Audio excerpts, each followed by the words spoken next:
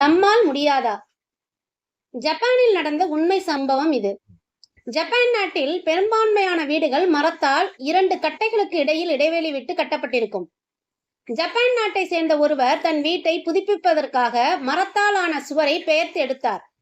அப்போது 2 கட்டைகளுக்கு இடையில் ஒரு பள்ளி சிக்கியிருப்பதை பார்த்தார்.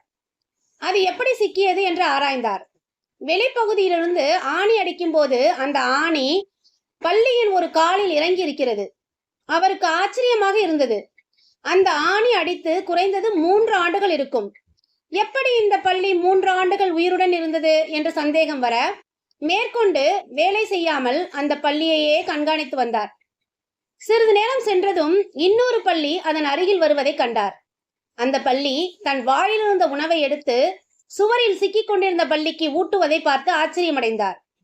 3 ஆண்டுகளாக சுவரில் சிக்கியிருந்த தன் சக பள்ளிக்கு உணவு அளித்துள்ளது இன்னொரு பள்ளி. சாதாரண பள்ளியால் முடியும் போது நம்மால் முடியாதா? 10 மாதம் சுமந்த தாய் தந்தைக்கு அவர்கள் முடியாத காலத்தில் நம்மால் உணவளிக்க முடியாதா?